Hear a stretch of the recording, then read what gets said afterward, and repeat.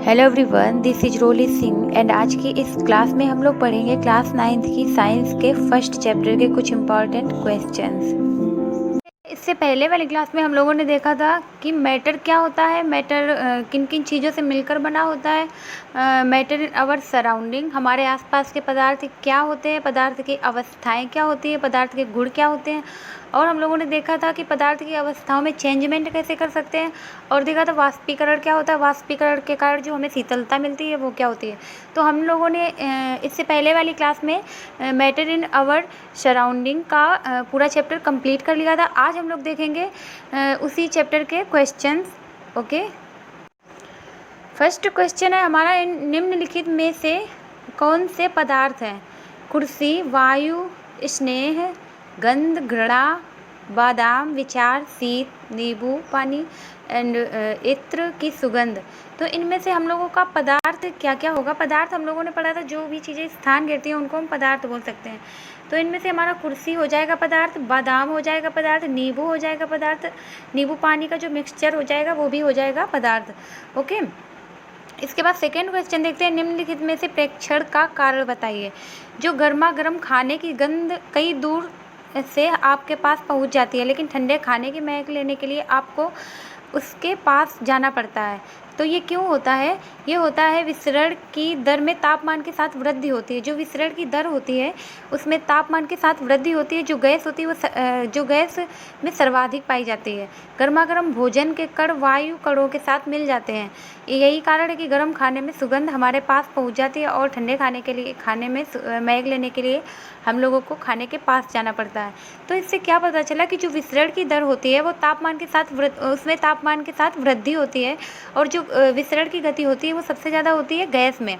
तो जब खाना गर्म होता है तो उस जब तापमान में वृद्धि होगी तो खाना गर्म होगा, और जब खाना गर्म होता है तो जो उसके कण होते हैं वो दूर दूर तक फैलते हैं, इसलिए हम लोगों को खाने की महक दूर तक आती है। ओके, इसके बाद देखते हैं थर्ड क्वेश्चन हमारा, स्विमिंग पूल में गोताखोर पानी काट पाता है, इससे पदार्थ का कौन सा गुण प्रेक्षित होता है? तो इसमें ये किस कारण होगा? पदार्थ के कणों के बीच आकर्षण बल कार्य करता है। जब जो स्विमिंग पूल में गोताखोर होते हैं वो पानी इसलिए काट पाते हैं क्योंकि जो पदार्थ के कण होते हैं उनके बीच में आकर्षण बल कार्य करता है, इसलिए वो गोताखोर जो होते हैं वो अपने आसपास का पानी काट पाते हैं। इसके बाद देखते हैं फोर्थ क्वेश्चन है हमारा, पदार्थ के कणों की क्या विशेषताएं होती हैं? पदार्थ के कणों की विशेषताएं हम लोगों ने पढ़ी थी। पदार्थ के कणों के बीच रिक्त स्थान होता है। हम लोगों ने ये भी पढ़ा था कि पदार्थ के कण निरंतर गतिशील रहते हैं। पदार्थ के कणों के में आकर्षण बल पाया जाता है। पदार्थ के कण निरंतर गतिशील रहते हैं। जैसे कि हम लोगों ने एक गिलास पानी लिया और पानी को बिल्कुल शांत अवस्था में कर दिया, बिल्कुल भी पानी हिले डुले नहीं।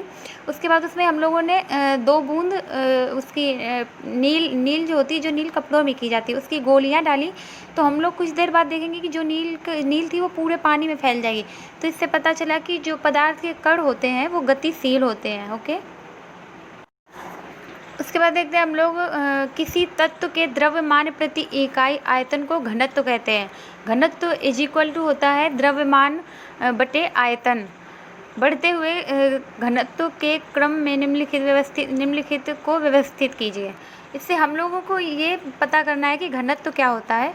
जो द्रव्यमान बटे आयतन होता है उसको हम लोग बोलते हैं घनत्व।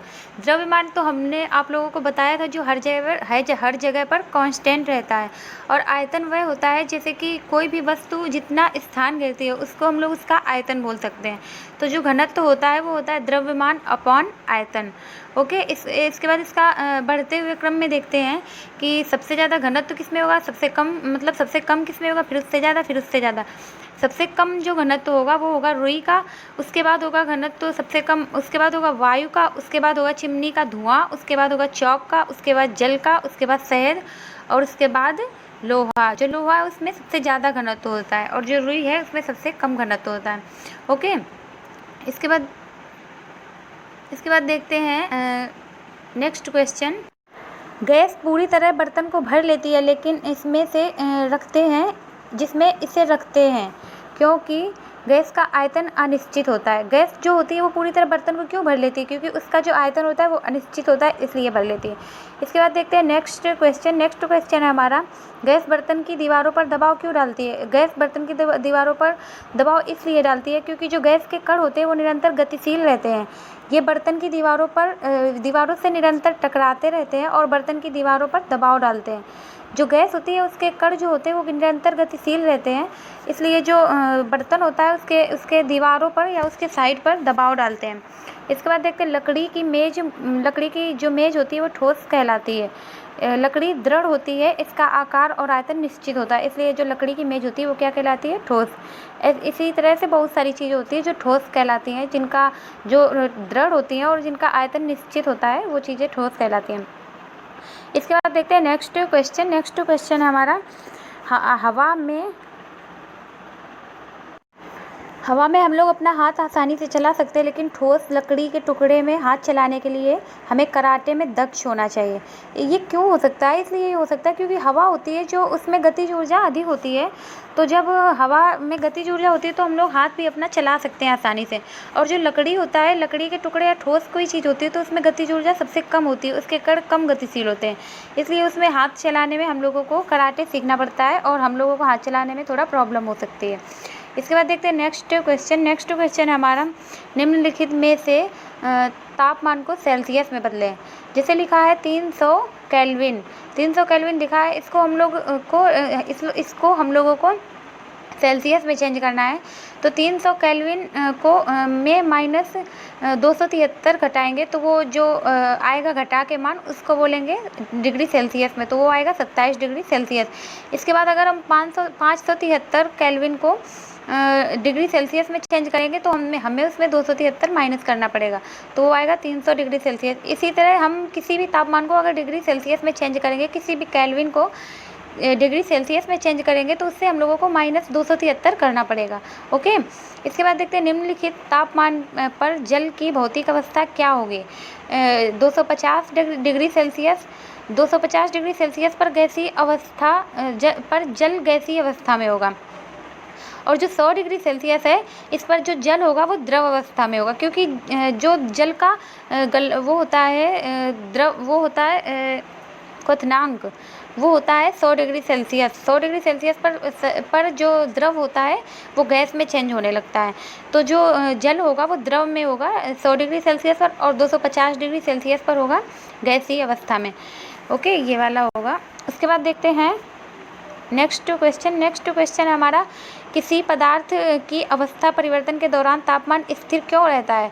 क्योंकि जो पदार्थ में गुप्त या प्रसुप्त ऊष्मा के कारण जो उसका परिवर्तन है तापमान स्थिर रहता है, वो तापमान में परिवर्तन नहीं होता। ये हमने आप लोगों को पढ़ाया था, ये हम लोगों ने पढ़ा था अभी इससे पहले वाली क्लास में। आप लोग वीडियो देख लीजिएगा अगर आप लोगों को सीखना हो तो। इसके बाद 4 क्वेश्चन देखते हैं। 4 क्वेश्चन हमारा, वायुमंडलीय गैसों को द्रव में परिवर्तन करने के लिए कोई विधि बताइए। जो संगलन या शीतलता के द्वारा गैस को द्रव में परिवर्तित किया जा सकता है, यही होगा वायुमंडलीय द्रव के परिवर्तन के लिए कोई विधि।